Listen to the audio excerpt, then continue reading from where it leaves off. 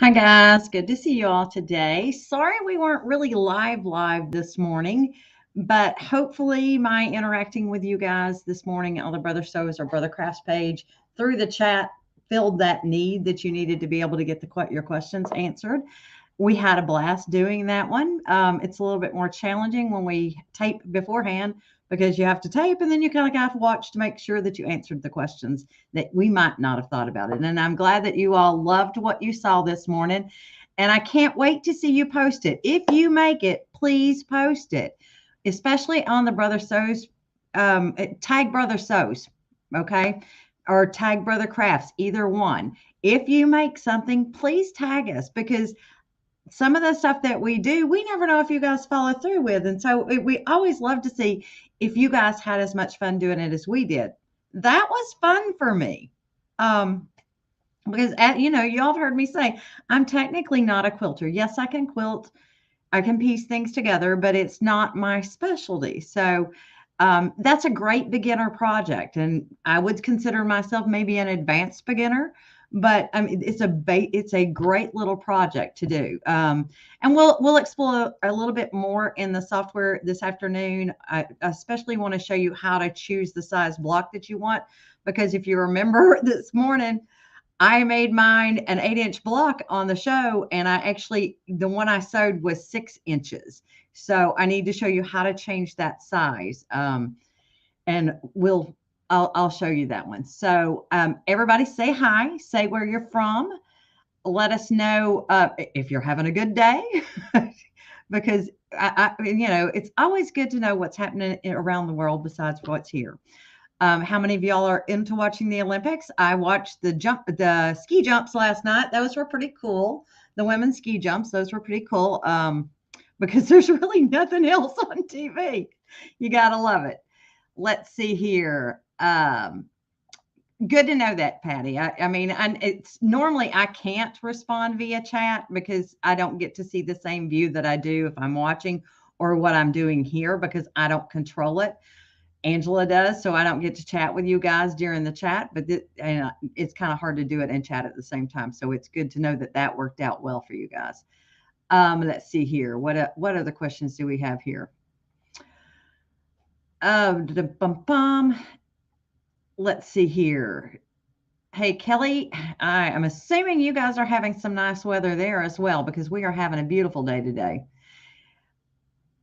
And hey, Karen. Hi, Velvet. Good to see you.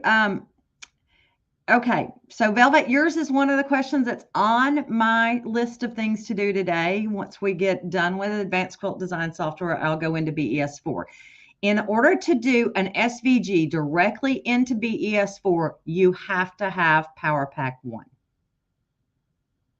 Wait a minute. Maybe Power Pack 2. No, it's Power Pack 1. You have to have Power Pack 1. I'll double check that, but I'm pretty sure you have to have at least Power Pack 1. I'm pretty sure that's when we got that option. Because did we get Save as Word collage shapes there? I'll have to go look and see. I may have to post that in the chat later to tell you when we actually got that feature because I can't remember off the top of my head. Thanks, Anne. Actually, really the only playbook that I have written is the Scan and Cut playbook. I write books for software on my own, but the only true technical playbook through Brother is the Scan and Cut playbook. Yeah, that does make a big difference, combining those things into making them a unit and doing a whole block instead of trying to do it all in one thing. So the quilt software, it is advanced design quilt software, Kathy, and you get that from your Brother dealer. I did the show I did this morning on Brother Sews or Brother Crafts, either their Facebook pages or YouTube pages, because I used both the Scan and Cut and the sewing machine and software. It got shared on both channels. So remember, they're only sharing depending on what you're doing. If you're sewing, you're on the sewing side. If you're crafting using the Scan and Cut, you're on the crafting side. But if you do both, you split to both. So usually mine incorporate both of something, but not always. All right, let's see here. Oh, a sewing retreat. What an exciting time. Couldn't wait for that. Let's see. It's cold and drizzly in Southern California. Well, that's kind of hard to believe that I thought it never rains in California. When doesn't it pour though? That's the end of that song. Um, and Sheila, you're a software junkie as well. I truly am a software junkie. If you'll never hear me say there's a piece of software that I don't need because I will play with them all. There's always something to be had. All right, guys. I know it is an American product. We actually have that one. So P Design is made in from Brother Japan. BES is made for us by a separate company for the US. And I think the US and Canada picked it up. Canada picked it up after we started selling it initially, and they liked it. So um, that's why it's a US product only. It really depends on. I think UK was offered it, but I don't think they took us up on it. Simply applique last week. Okay, and I'll show you that with FCM files today, also with the SVG thing. So you won't be able to do SVGs, but you can using Canvas Workspace. So I'll kind of do that. I am not updating the playbook because really the only thing that is new is my connection, and that's a limited number of people. So we've been doing Facebook Lives on that, and the rotary auto blade, and we've been doing Facebook Lives on that. So we're trying to fill that need. They are not going at this time, and you all can always request it, but at this time we're not doing a new playbook. It's me, and so there's our resources are limited. When it comes to trying to pop one of those out, it takes a year to it takes at least 6 to 9 months to get one done.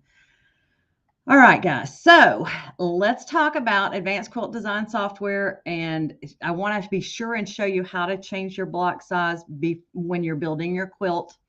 And then we'll go from there. Good to see you, Tina. Um, it it really doesn't change the basic features of the scan and cut, unless they change our model to where it's a completely new unit and it does operate different, then it's the same thing. All of the basics are the same, and that's what that original playbook did. It's the same features, functions. What changes is if they add a new feature in. And so we're trying, like I said, we're trying to fill that niche in through the Brother Sew's Facebook Lives and through any projects that we do. We're trying to fill that need of what new blades came out and that type of stuff. So especially if you go back and look in September and October, we did quite a bit on My Connection and the rotary auto blade. No, Cindy, I did not get that. And Tamara, you are going to love your rotary auto blade. Now, one thing I do want you all to know about that rotary auto blade is that it does not change depth automatically. What it changes is the blade angle. So that's what's auto about it.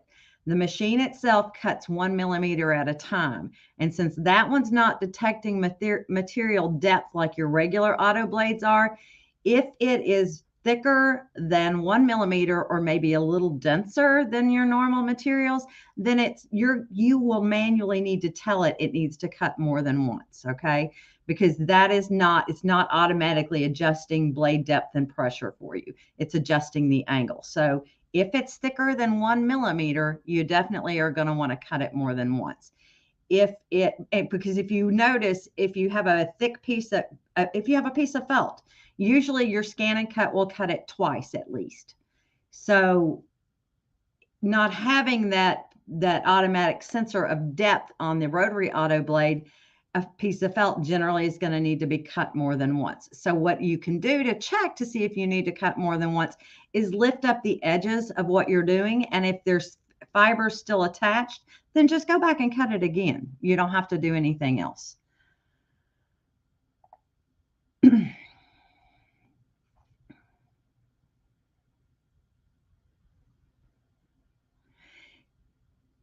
So what I would tell you, Marcia, is that you'll probably be better off taking that, scanning it into your scan and cut and turning it into an FCM file and bringing that one into your P design software. You'll be much more successful. In the Luminaire, you can't bring something in that you scanned into the 325. It just won't let you do that. So that's a software application. And basically, you'll scan to cut data, and you can either scan it to cut data into your Canvas workspace and just save it there, or you can save it to your USB and bring it over your computer and then import that FCM file. Judy, it really depends on what you're doing. So if I'm cutting fabric with a backing on it, I'm using my regular standard auto blade. If I'm cutting fabric without a backing on it, I'll either use my fabric mat with my regular, not the regular blade, the thin fabric auto blade, or the rotary auto blade. I wouldn't necessarily use my fabric mat with my rotary auto blade because it doesn't need as much grip. I would probably use my standard mat, but it will cut faster with the thin fabric auto blade if it's a cotton. It just depends what you want it to do. Yeah, I mean it is. It's more stuff done with what we do, and everything that we. I mean, we're just giving you ideas as to how to make those functions sing for you. It's not that the machine has changed. It's just that what those functions, what you can do with those functions that the playbook shows you how to use. But let's expand upon that.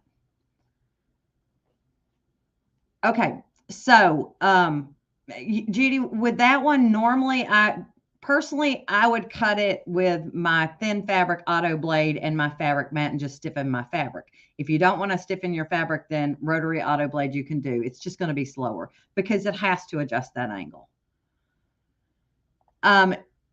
Yes. In any of that. I mean, you can use the rotary auto blade with backing on it if you want, but it's really not necessary. It's faster if you use the regular standard auto blade. Okay, so let's go over to Advanced Quilt Design Software and talk about that first. Let me pop it up over here because I do want to show you how to change your quilt design. So let's just do New Quilt, because I created that block this morning and you can go back and watch that. We wanted 2 down. So remember, it's a shamrock quilt, and 2 across. And I'm going to go ahead and do it just exactly like I did it this morning. So if you came in and grabbed your shamrock, and I grabbed that and I said copy, and I pasted it into 2 other blocks, right? Because this is my block library. And then I took the stem and I popped it in there as well. Doesn't look exactly like my final project, correct? So what I need to do is go into my view tab, to my tools tab, and rotate. So I'm going to rotate that one until it turns into the center. The same way with this one. You can rotate left or right. Either way, it's going to take you longer to rotate right with this one. If I'd have done left, I'd only had to do it one time. But what I didn't do was show you how to actually change the block size.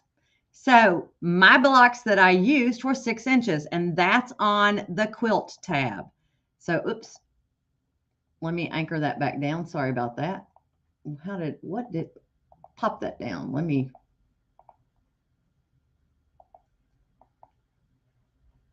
I don't know how I changed that, but I did change something. So we're going to touch 6 here where it says width by 6. But I mean, if I wanted it to look skewed, it could be 6 by 8, but I'm going to do 6 by 6 and press enter. So that's how I got the exact size that I needed. Okay. That is one of the things that I wanted you to know. That is just weird. I did one of those things that you guys do, and I can't find the pin button. Usually you can pin this back down. So let me pin it. Huh. Isn't that weird?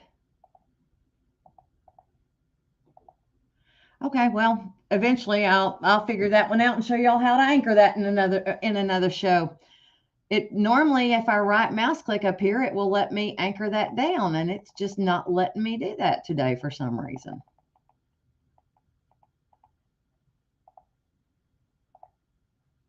I have no idea why, so I'm going to stop futzing with it.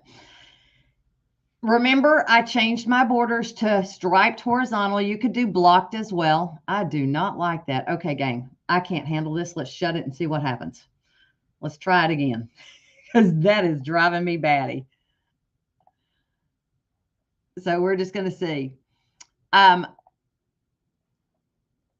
Erin, no, I did not embroider on my neckline. I purchased this shirt in this manner. I probably could have, but it's a whole lot of lace and I don't have that much patience. Okay. Learning opportunity. When you close your software, it reopens in the correct way. Let's see here. No, my borders didn't increase. What happens is when I changed it, they just look bigger. So even it's the same size. Here are the borders. They're 4 inches by 4 inches. It just looked bigger. So let me come back in here and build this bad boy again here. Here we go. You can drag multiples in if you don't want to copy and paste. Let's rotate this guy again. Go back to our tools tab, rotate. And we'll rotate that one. Oops, only needed to go left once. And let me bring in my stem. There we go. So there's my block. I added sashings, and my sashings, the default for sashings is 0. I put in 1 by 1 sashings. My first border was 1 because I wanted it to match the sashings. And as I said, if you are a beginner quilter, you want to do striped or blocked because you don't want to have to mess with trying to do mitered corners. That is not something that your average person is going to do. To add a border, here is this plus sign. Hit the plus sign, and then you can type in what you want that second border to be. Mine was 1.5. So let's see. Yeah, I'm a little OCD, Karen. If you want to change your color, so let's come in here and grab the sashing and make that white or off-white. I'll make mine a little off-white there for you to be able to see it.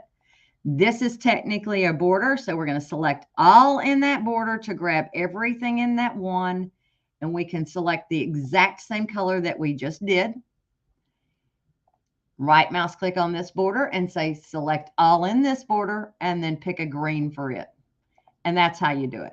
Now, my OCD-ness went in there earlier today because I want to know in piece select. So if I wanted to change these to my fabrics, now that I've got my quilt up here, I could do this. I could right mouse click on it, say select same in quilt by color and shape.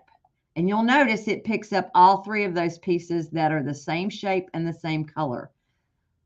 If you want to add your fabrics in at that point, you can do so. If you remember this morning, I said that didn't work for me too well. I liked seeing it, but then I reset it back down to my colors so that when I was sending things over to my scan and cut, I knew what color I was working with, because this is going to define it by whatever you called it. So I called this dark green batik, but when you export it, you have an issue of, oh, sorry. Yes, I will. When you export it, you'll have your fabric name instead of the color. And I find it easier to know what color, because then I can come back in here and just click on the color and it will pop up the color. So that's why I personally didn't colorize this one. I left it just the basic color so that I didn't have to deal with that issue. So let me go back and select same in quilt by shape. There we go. And change them all back to a darker green. There we go. And that's my OCD-ness, because it was nice to see it, but then I reset it all back to the colors that I had. Yes, Karen, I am OCD. It's not even funny when it comes to this. For those of you that missed exactly what I did when I said you can print it, if you do not have a scan and cut, this does not leave you out of the game. So if you go up to print and print preview, it gives you the entire quilt. Page 2 gives you, I'm going to zoom in here so you can, let's go as high as I can go. It gives you the total finished size of the quilt, how many pieces are in it, what your block size is. Now that one says 8 by 8. Wait a minute, let's go back in there. Remember, I wanted it to be 6 by 6 because at 8 by 8, my little stem here won't cut on a 12 by 12 mat. And that's the only one I have that is a fabric mat. So let's go back to our print preview now. That's my check. So let's look here again. Now my finished quilt size is 18 by 18. My block sizes are 6 by 6. There's 4 blocks. How many pieces? 21 pieces per block, 3 to 6. So remember, it depended on that one block has 3 pieces in it. The others have 6. What size are your sashings? How many pieces of sashing do you need? Because you have 1 long and 2 short, you need 3 pieces. And you need 8 pieces of border material. So let's go to the next page. Then it breaks it down by color. And if you print this out, it would make sense in your scan and cut software as well. But it gives you those, if you want to manually cut them, it gives you templates to do it. Now, if it exceeds the length of one cut, it will extend it to the next page. This one all fits on single pages besides the borders. And it tells you you need 1.5 by 13.5 inches. So it's telling you it's this particular one may not print up to scale because it's longer than 13 inches. All right. And when you get to the end, let's keep going here. It actually gives you the step outs on what you need to do. Okay. So one strip of 2.75 and you subcut it into 3 rectangles of 6.85 by 2.75. It gives you that entire information. It'll tell you how to use your scraps if you can use your scraps. Keep the leftovers and use them in step number 2 is down here. So it does tell you all of that that you can do. And then it shows you your actual blocks and what pieces you're going to put together. And then it shows you how to put your sashings in, how to put your borders around it so you know what you've got going on. Okay. Now, Vera, yes, it works with older models of scan and cut. What you would do if you don't have wireless capability in your scan and cut, you would save those FCM files to a USB device and take them over to the scan and cut machine. 21, no, it's not 21 pieces per block. It's 21 pieces in the total quilt, Karen. So you have 1, 2, 3, and then each of these has 6. So it's a super simple, and then your borders. So it's a super simple project. Let's see here. Oh, thank you. Oh, thanks so much, Sandra. I mean, I try my best. That is my OCDness. I will say I am very detail oriented when it comes to making sure I'm giving you the correct information. I don't like passing on bad information or just slapping something together. So I made one. And if you heard me this morning, I said, make sure that when you export to the scan and cut machine, and I'm going to reiterate this here. So if I go to my tools tab and I'm ready to send this to my scan and cut machine, I can say export project. Seam allowance is extremely important. The default seam allowance in this software program, when it first comes up, is 0.10 inches. If you try to sew this together with a 1/4 inch seam allowance with it at 0.10, it doesn't work very well. And it doesn't go together well. And I don't know many of us that sew with a 1/10 of an inch seam allowance. So make sure you change your seam allowance. That's the very first thing you do when you get in here is change that seam allowance to a 1/4 of an inch. Once you've done that the first time, it will hold it, okay? Until you do an update. When you do the update, it's going to go back to 0.10. So I was doing a test for a build and in between while I was working on this project, and my seam allowance went back to 0.1 before I was able to export this to actually cut out the project. So I went back in and pressed the export button, didn't pay a bit more attention to the man in the moon than what that seam allowance said because I'd set it to 0.25. It did not go together. It did, but it didn't. So it was not square all the way around. Let me put it that way. You can save it. The nice part about exporting this is it'll save it to your quilt library and your block library at the same time if you have those checked. You can send out your cut files. You can choose different mats. So this is where I didn't show you how to change it to your 12 by 24 mat this morning. You can change to a 12 by 24 mat. If I had done that, my 8 by 8 block would have exported the whole thing correctly. You can export an image file as well. And this one is nice because if you want to use the image file on your machine that has My Design Center in it, you can bring that JPEG image in and turn the actual parts into a quilting image. Now, what I'll tell you is if you do that, make sure these center pieces are are a little bit of a darker color. Otherwise, it doesn't work very well. It can't pick up that differentiation very well. Then tell it where you want it to go. So we're going to say block advanced quilt design software. Okay. And if you want to, you could add in a backslash here. Actually, you'd have to create that folder somewhere else. So we're just going to leave that and we'll call this Cindy's Facebook Live.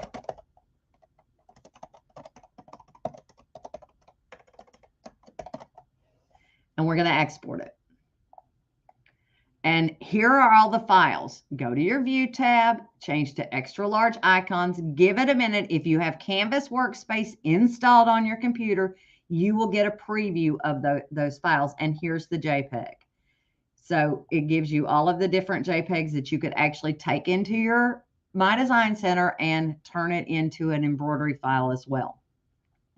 Now, what else did I want to show you with this? So there's one last thing. It did save my BRF automatically for me there. So if you all notice, let me go back into my File Explorer. Here's my BRF file. So it saved everything for me all at one time. I didn't have to go in and do a file save as. It did it automatically for me. Now, y'all heard me say the other day that you can't use that BRF file in BES4. Well, I was wrong. I can't use it as a stitch format or an FCM file format, but I can certainly use it here if I go, let's go File and Open as a backdrop. So let's come up here and find my Advanced Quilt Design software. Here we go. And Cindy's Facebook Live. Here's that BRF file. So if I want to create my quilting designs, I can actually use that to do that. I could draw it. So I could draw my areas. If I go into my Tools tab and I grabbed my Artwork tool, all you need is the line drawing tool. Let's say I wanted to create quilting for that center block there. Doesn't have to be perfect. And let's right mouse click so we've got that shape. And if you want to fix that shape, you could. But if you have Power Pack 1, you could convert that to a decorative fill. And looky there, you can create your own quilting for those individual blocks or individual parts of your block. You could also, if you wanted to do straight line quilting instead, you could have said, all right, I want to do straight line quilting and just draw you little lines across here. It does help if you draw straight lines, but I didn't draw a straight line there. And then you can convert that to a running stitch. So you have options that you can play with using that as a backdrop. The other thing that you can do, I'm going to close that and I don't want to save the BRF. The image file, if you have Power Pack 2, let's see here. Let's go new. Auto image tracer. We can select our image. We can go up here and let's see here. It's in that box and Cindy's Facebook Live.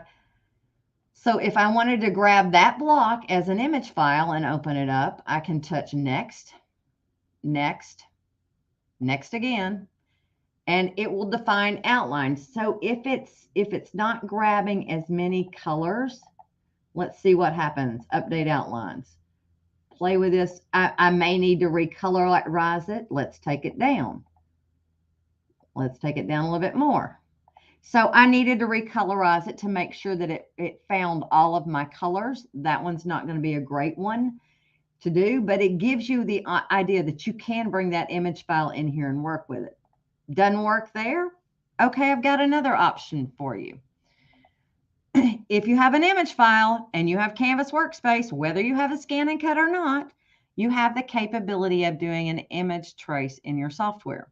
So like I said, it does a better job if you're doing this. So I might go in and take my block and recolorize it. Instead of in Advanced Quilt Design software, let me go to, let's just go over to my block library and grab a block, one of those blocks that I've got here. So here's Shamrock 1, and let's edit it. So you can see my colors are pretty close together in that case. So let's make this one an orange. Let's make this one a purple. Oh, let's just bring up the color library because that's faster. Let's see here. Let's make it a purple. And let's make this one maybe a pink. And that one maybe a brown. And then that green. Let's see what happens if we export this image. So let's do export project here. And let's just save the JPEG and export it out. So come back over to the software, go to Auto Image Tracer, select that image. So let me find it. It would be Untitled. I just did it as Untitled somewhere down through here.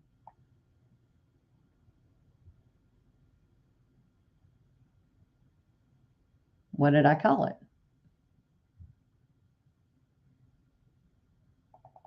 No. Oh, there we go. Nope. I got to find, there we go. Nope. There we go. There it is. So let's open it up. There's my oddly colorized one. Now let's see what happens. So you now can see that it's grabbed all of my colors and I can actually make it. It's got outlines around all of those, which now allows you to come in here and convert them to different things. It missed one. Okay, I can fix that. Let's just copy that one and paste it. And then let's flip it, arrange, let's flip. And then let's flip it vertical. Actually, flip it again. Rotate it. So where's your rotate tool? Rotate. Let's go 90 degrees right, and there you go. So if it misses a piece, that's probably because I didn't have it choosing the background color. You can certainly go in there and fix it. But then you can convert those areas to decorative fills. And that is a Power Pack 2 feature. Okay. Now, yes, it creates a folder as a project with all of the files that you need in that folder. So it keeps it organized for you. As long as you name it and don't leave it as untitled, which I just did, it will keep it in there. Oh, thank you, Karen. I always appreciate it. And once again, if you would like my Facebook page and if you would like my YouTube channel and subscribe to both of those, it would be a really wonderful thing. Y'all are great. Thanks for, I mean, y'all know I'm not really good at self-promotion. So I do appreciate when somebody says, don't forget to do that because I forget. All right. So anyhow, that allows you to play with that as a backdrop. You would need to make sure that that you've sized it correctly because otherwise it won't be the correct size for your finished block. So remember, I didn't change that block size. I left it in the same size. If I wanted to adjust it, what I would do is add it to a quilt and change the quilt size down to 6 inches and just have one block if I were just trying to get that quilting for that one. But it does allow you to do that. Now, if you don't have Power Pack 2 and you want to use this, you do have an auto image tracer in Canvas Workspace. And remember, Canvas Workspace is free. So I'm going to Canvas Workspace here, and I don't want to use that view because I don't like y'all seeing my side face. All right, so let's open up Canvas Workspace. Your brain is melting. That's funny. The picture option was the same. You would just open it up. So let's see here. Let's go to Canvas Workspace, and I got to bring it over there to your screen so you can see it. Here we go. So image trace button right here. Click that little button, an image from the computer, and let's go find it. So it's on my data drive, Advanced Quilt Design Software. Let's find the Untitled something. I think it's in here. Yep, there it is. So here's my block. We'll open it up. Enter. There it goes. So I've got it saying trace outer edge only. Let's have it trace areas by color. So now it's gotten all 6 of my pieces there. We'll click OK. Now currently it is an 8x8. Let's grab the whole kit and caboodle. Go to your Edit tab and change this to 6x6. It automatically resizes it. And the nice thing about this, guys, if you want to do this in adhesive, if you want to do this with vinyl instead of fabric, this is the way you would do it. So I've got my 6-inch piece. Let's copy that. Actually, let's group everything together first so that I don't lose it apart. So copy, and we're going to paste it. Take it over here. This is not going to have your seam allowances in it. That's why I'm saying this is a way to do it with vinyl. So let's rotate that. Here we go.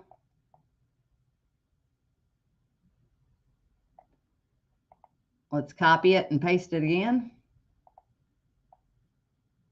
And then you could do the same thing with the stem.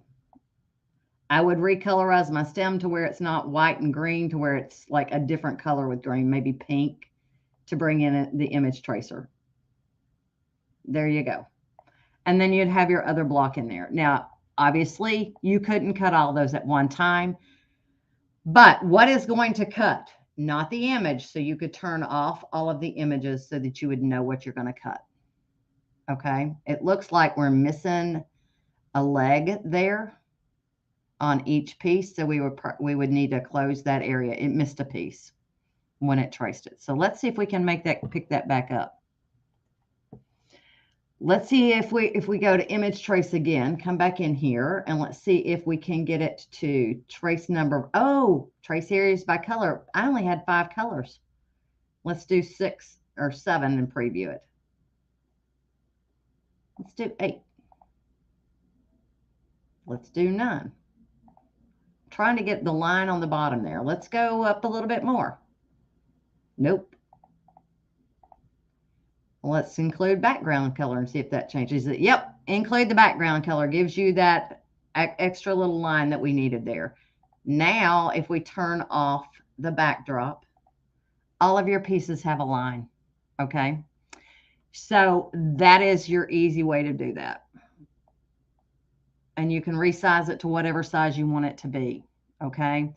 So if you don't have, the Power Pack 2, you don't have to.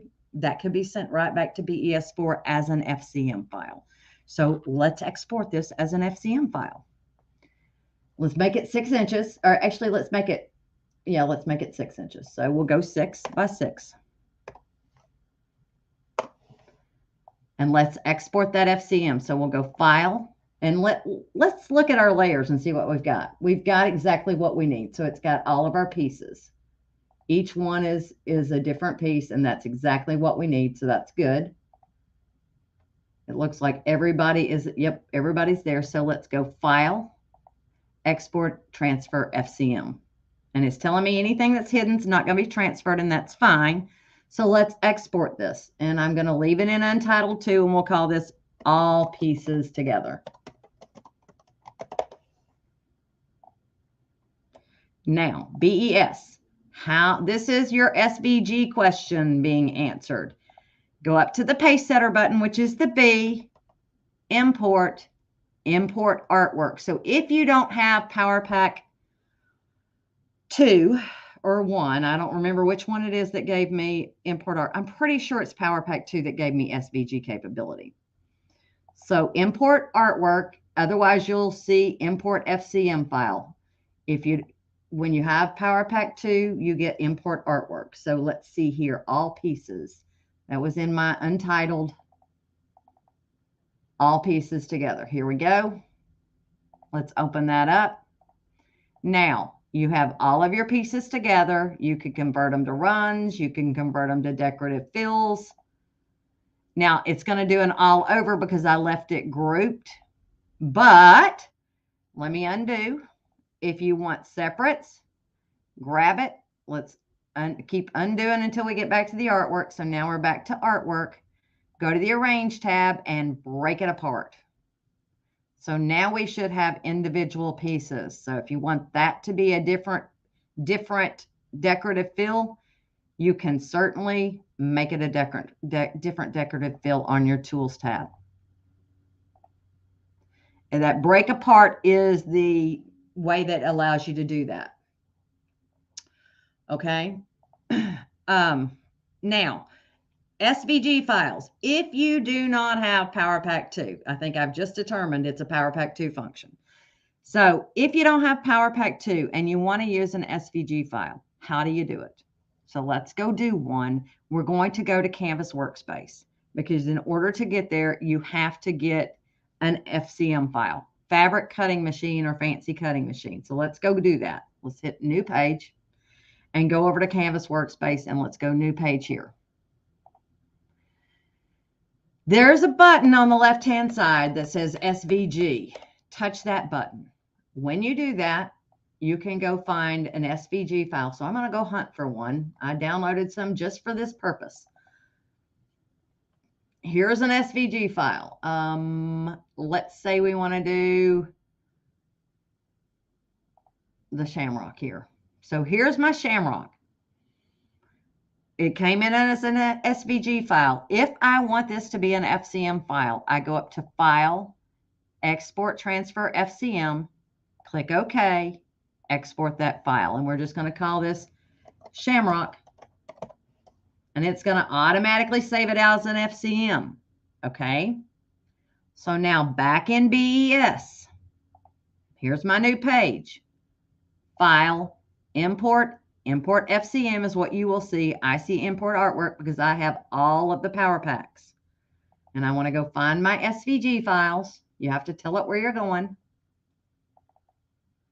Here's my shamrock. And if you look, let me scroll over. It says cutting file for scan and cut. That's the type. So it tells you that is a cutting file for a scan and cut. We're going to open that up. There's my SVG file, which is now an FCM file. Convert it to your applique. And that's how simple that is. If you want to make sure that it's green because you must have color green, find your color tile, go up to where it says color 3 because that's your covering stitch. And now your covering stitch is the color green. There is one thing I would probably change about this one, and always look at it in 3D view. And the reason I'm telling you that is because it dropped some stitches there. Those were too long of satin stitches. So you can either change it from a satin to like a motif or a blanket stitch. Let's see what it looks like as a blanket. Okay, you could do that. Or you could say, I want to do a motif and click one of the different motifs. But if it must be a satin stitch, then this is what I would do. Tools tab, edit shape. Come here and take that to a line. And then you see these little wingy dingies? Take those and make them to, actually, no, we don't want a line, so let's undo that. Let's add a point right here. Add a point right here. Add a point right here. Add one here. You notice I'm adding them around the outside edges so that when I change that to a straight, it doesn't mess up my curve. So we're going to right mouse click here and add a point on all those curves. And let's see if I can take away that challenge of having to make that shape go back. So now let's go right mouse click and choose line, right mouse click away. There you go. Right mouse click and choose line, right mouse click away. Ooh, that one didn't work as well. So let's see if we change it. There we go. Just move that point just a little bit. Right mouse click and choose line and right mouse click away. That one doesn't like me as well either. So I'm going to try to add a point right here and add one on the opposite side and see what happens. All right, we're close. So let's add a point right here and add a point right here. There you go. So you can futz with it and make it what you want, but that way, if you need to use a satin stitch, you can certainly do it. Okay. And that's how you get your FCM, an SVG file in from you have to turn it into a FCM file, fabric cutting machine file first, in order to get it into BES, unless you have the Power Pack 2. Okay. Now, vector images are what SVG files are. They're scalable vector graphics. If you have PE Design 11, so that's where we're going now, PE Design 11, we don't have to do anything to it. But what you do is go up to your Import Patterns button right there and choose Vector Image. Now you can come and grab a file. So if I did the Shamrock SVG file, the same one I just did, there it is. You now have an embroidery design. If you want that turned into an applique, touch your applique wizard and click OK. That's how easy that one is. Okay. I always, just so you know, I always resize before I scale an applique, and I'm going to show you why. Sometimes it messes up where the stitches are. So see how these, my running stitches underneath, that's my applique material and applique placement stitches. So if I resize this now, sometimes those get wonky. That's my word. It's a technical word for messed up. But so you'll notice when I scaled it, it moved those further in. They're no longer towards that outside edge, which would mean that I would need to add in, I'd have to bump up my FCM file to add an offset to it. Otherwise, it wouldn't get caught by my scan and cut machine. Okay, so I prefer to actually create the applique, size it down to what I need it to be, and then create the applique before I turn it. It will do much better, because if you resize afterwards, sometimes you get some really weird results. Let's do one other with that one. So let me zoom out. I'm going to delete that one. Let's do import vector again, and I can show you another little trick. Let's grab this one. And I'm going to zoom out and let you see what it did. So this is what it did at the defaults in realistic preview.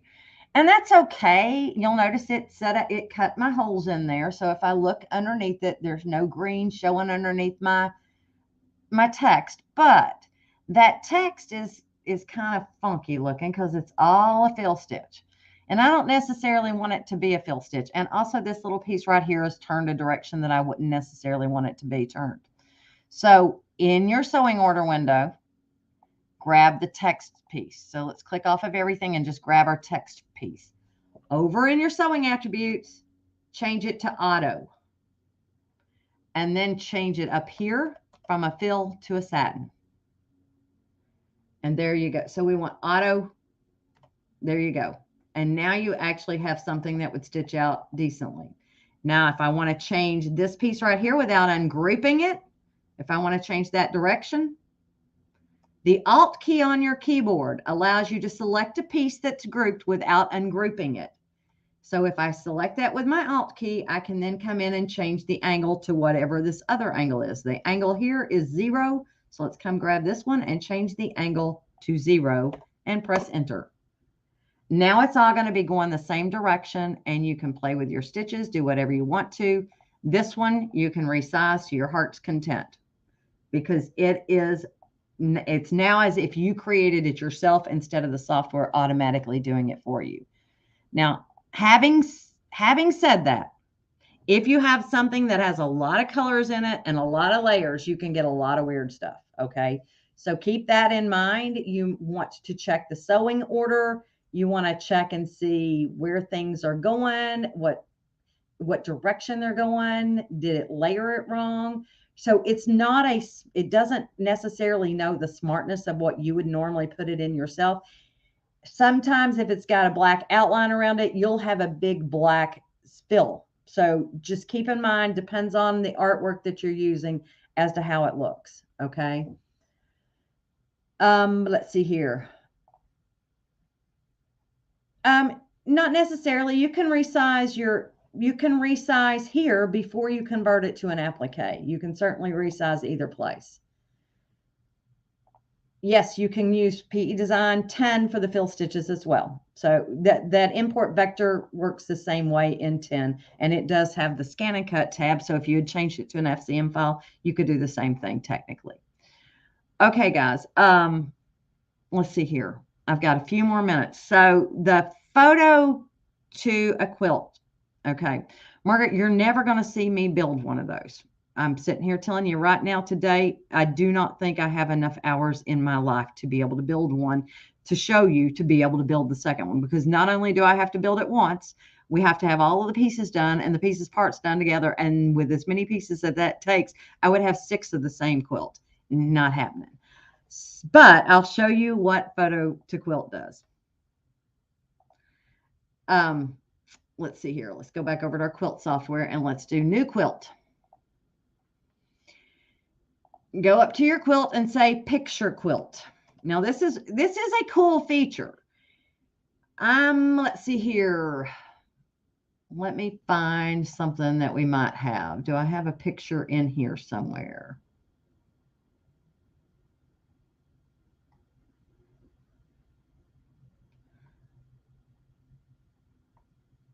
I don't want an outline. So let me come down here to that shamrock that I just did, because it's not possible to create a shamrock. Let's see what this will do. So here's my item. This is a PNG file. I'm going to touch next. And let's see here. You need to tell it how big you want it to be. We're going to leave it and see what it says at this size and next. I don't think it's going to work very well. I want to use blocks, and I usually change my block size down to like maybe 10 by 10 or 8 by 8. And let's see what happens. Let's touch next. So that's not quite what I'm looking for. At 22 inches, that's probably not what I want, okay? So if I want more, if I want it to have it more like what it is, let's try 100 by 100. It's going to give me 100 by 110.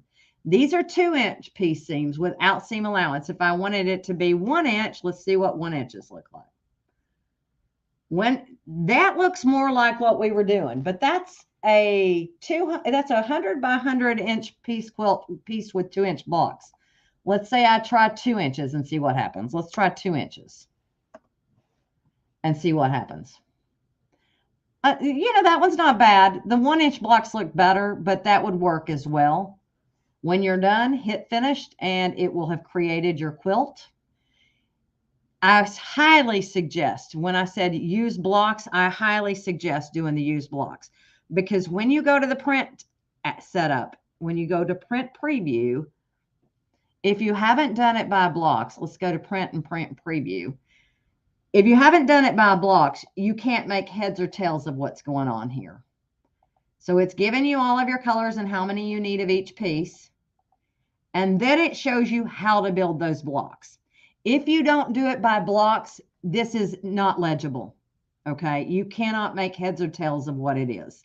So that's why I tell you, make it by blocks. And then you actually have a chance of completing this in a manner that actually makes sense. And then it tells you how to put those blocks together. Okay. So it does walk you through the process. It really does a good job of walking you through the process. But let me show you what it does if you do not choose use as blocks. Okay. So let's do picture quilting. Let's do new quilt and do picture quilt again. And let's do the same one and we'll make it 100 again. 2-inch pieces is fine. And then we're not going to use blocks this time. It's going to be one big old block and say finish. Now when you go up to that print preview, so the first one is the same as the other. And you've got the same number of pieces. But when you get back here to knowing how to put it together, those numbers are what you have to follow. And that's how you put it together because it's only got one block. Much easier if you build it by blocks, okay? How do you delete a block? All right, Tracy, is it something that you created? You're going to have to give me a little more information on that. If it's a grouped item, it really depends on, is it something you created or is it something that's grouped or is it something you brought from somebody else? So give me the, give me a little bit more information, okay? If it is something that you purchased, if you watch last week's, I showed how to do that, but I'll do it again really quick, okay? Let's see here. Let me share my screen again. Go back over to P Design. Import. You created a flower. So if it's something you created it, so let me go into my outline shapes. That's a really easy way to find something that's as if I created it myself.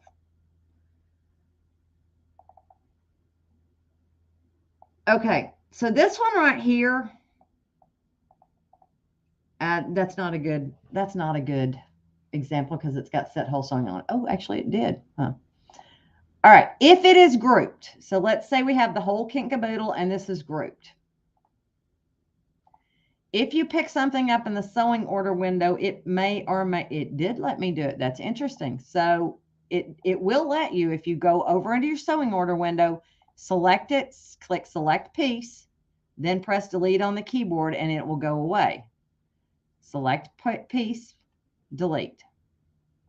Then you're just left with the last one. So that's how you delete parts of something that you've created. If you created in layout and editing, if you created it in Design Center, you need to use your split stitches tool like we did last week.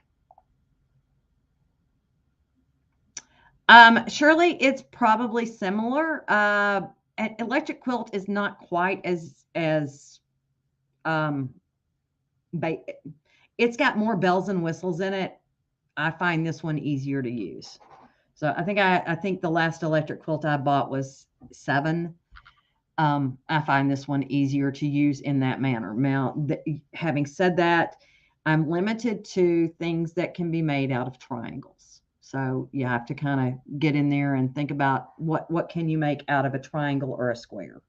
So some of the, let's say I wanted something that was more like a paper pieced item. I can't do that because I can't make it into, it's just not linear enough. So if I wanted to create an applique look on something, I can't do that in advanced quilt design software because you can't make the curves as well. Okay. So like the shamrock was something I wanted to do. I was like, okay, so I want to do a shamrock quilt for St. Patty's Day. Well, I can't make a shamrock because I couldn't get the angles correct, which, you know, that's why we went with a modern take on it, how to do something different. Okay, guys. So if there's nothing else, I am going to, let me see if I forgot to answer any questions. No, there is something we have to talk about today before I forget about it and I'm going to put this at the end and I will probably do it at the beginning next week. File extensions. You all need to learn file extensions. So let me explain it. PES, DST, EXP, SEW, XXX, VIP, VP3. Those are embroidery formats. What you need to know is that a JPEG is not, JPEG, JPG, that's not, a TIFF is not, a GIF is not, A PNG file is not. A PDF file is not. Have I forgotten any? Those are all image files. So when somebody gives you something for you to embroider and it's a PDF file, you cannot use it. You would have to digitize it yourself, okay? If it's PES, you can. If it's DST, you can bring it in through a piece of software and use it. Actually, Brother Machines use DST files. So it's our second format that we use. We can use PES and DST as well as our PHX and PHC files, depending on what machine you have. Those are all stitch files. PDF is not, PNG is not, JPEG is not, GIF is not, TIFF is not. And if I've forgotten any, let me know if you have a question, okay? Because when somebody sends you a file and say, oh, I've had it digitized, it has to be digitized to stitch format. Because in a graphics world, they may think they have created the logo, therefore it is a digital format and has been digitized. It has been digitized for printing, not for embroidery. So there's a big difference between those two, okay? And if you get that, and if it's an image format, you have to turn it into embroidery in some manner, okay? So that's something that I really want you all to understand. And I'll reiterate that again, and maybe I'll put something up somewhere on one of my groups as what the difference is, or perhaps that'll be a blog post for me, so you all know the difference between them. And you can look at that'll be your handy dandy reference tool to go in there and say, oh, that's an image file. It will not work. And by the way, a PDF file, even if it's a PDF image, will not come into your software program. You would have to basically, all right, there's one last thing I can show you. If you have a PDF file that somebody sends you as an image and you need it as an image, let me see here. How can I teach you how to do this? So let me find a PDF image. Actually, we can do this pretty simply. So let me come in here.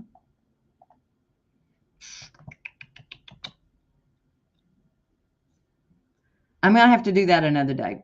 But here, the basic thing would be you open up that PDF in the PDF viewer, grab your Windows snipping tool. And if you don't know where you have it, if you go down to the search menu and type in SNIP, your Windows snipping tool will pop up. Choose New, draw around that item. It takes a picture of it and go up to File, Save As. And then it will save it as an image file. You choose what format you want it to save as to convert it to stitches. Now, obviously, the one I have right here is a stitch format, but I'm saying if somebody sends you a PDF file that you need to convert into stitches, that's how you get your image file to trace around it. That SVG graphic that I showed you, I converted it into stitches immediately in P-Design 11. In Canvas Workspace, you have to export it as an FCM file first in order to use it in BES. So if you don't have a Power Pack or the second Power Pack, you would have to convert it in Canvas Workspace first. Go back and watch this from the beginning. I'm pretty sure I showed all of those little basic steps along the way, okay? So if there's nothing else today, I'm going to say adieu. Be sure and send in your questions for next week. So, and I did cover a lot of ground today, so you might want to go back and rewatch these. If you have questions and you're watching on YouTube, I don't always get notifications of that. Actually, unless I go in there and look, I don't get notifications of what questions are out there that I might have missed. Send them to info@cynthiasembroidery.com or Cindy Hogan at cynthiasembroidery.com. One last thing. Books did come in this week, so I can give away some coupon codes. Lettering So Easy is the workbook for the BES software. Your coupon code is LET4. And that takes it off of whatever the price is up there right now. I don't know if I can't remember if it's on sale or not. DIG10 does take it off the sale price that's up on my website. Those are going, next round, I'm going to have to raise my price on those. And that coupon code is DIG10. That book is what will work for both 10 and 11. My printing costs are going up dramatically. as is everything else. I'm trying to hold this price as long as I can, but it may not be on sale weekly. So just keep that in mind. I don't keep a lot of those on hand. The printing costs are going up just like everything else is, unfortunately. So those are your coupon codes for today. Be sure and like and follow my Facebook and YouTube pages. Share this to your page if you want to have an easy reference to get to it again. And I shall see you next Tuesday. But be sure and send in those questions for me, okay? All right, guys. Have a great rest of the week, and I will talk to you later. Bye.